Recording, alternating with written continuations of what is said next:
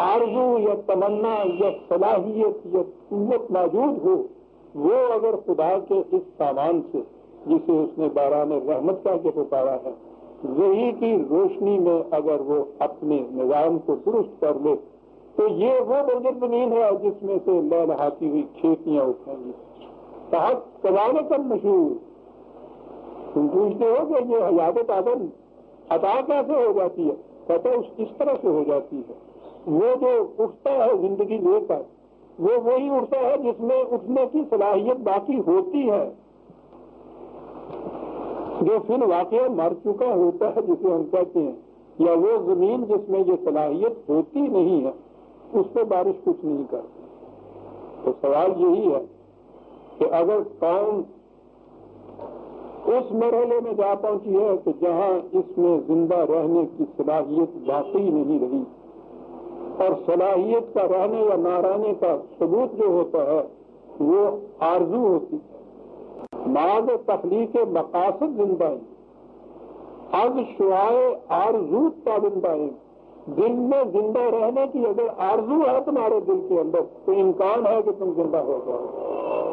اگر آرزو ہی مردہ ہو گئی، صبر سامان چلندہ کریے،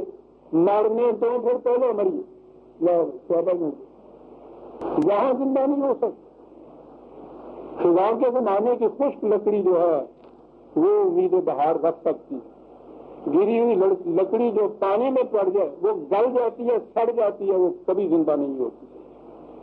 یہ تصورات جو ہم پہ آپ چمٹ گئے ہیں مرنے سے پھر پہلا مریے، یہ وہ ہے سڑی ہوئی گلی ہوئی لکڑیاں ہماری جو پانی میں پڑی ہوئی، ورنہ خشک لکڑی اگر درخت کے ساتھ رہے تو اسے امید بہار ہوتی ہے۔ ڈالی گئی جو فصل خزاں میں شجر سے ٹوٹ، ممکن نہیں ہری ہو صحاب بہار سے، اور پوری نظم اور ملت کے ساتھ رابطہ استوار رکھ، وابستہ رہے شجر سے امید بہار رکھ۔ زندہ رہنے کی صلاحیت ذرا سی اور وابستہ ہے شجر سے۔ یہ شجر طیب جو قرآن کا ہے اس سے وابستگی اگر رہتی ہے امید بہار تک۔ من یرید العزت فللہ العزت جمیعا، کیا اگلا فکر ہے، کیا بات ہے۔ ارے گھبرا گئے ہو کہ بہت پست ہے، بہت کمزور ہے، بہت ناتواں ہے، کیا کہہ رہے ہو؟ غلبہ چاہتے ہو، عزت چاہتے ہو، تکریم چاہتے ہو، قوت چاہتے ہو فللہ العزت جمیعا، تھوڑی بات نہیں، پوری کی پوری قوت اور توانائیاں خدا کے قوانین کے ساتھ ہیں۔ وقت ذرا تھوڑا ہے ابھی بدلنے پڑے، لیکن ہمیں وقت واقعی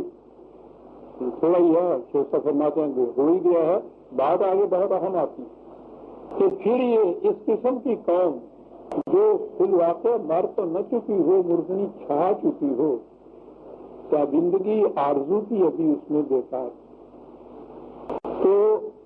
اس میں سے پھر سے حیات نو پیدا کیسے ہوا، اسے پھر سے قوت، غلبہ، عزت، تکریم کیسے مل سکتی ہے؟ یہ پہلے تو یہ اصول کہا ہے نا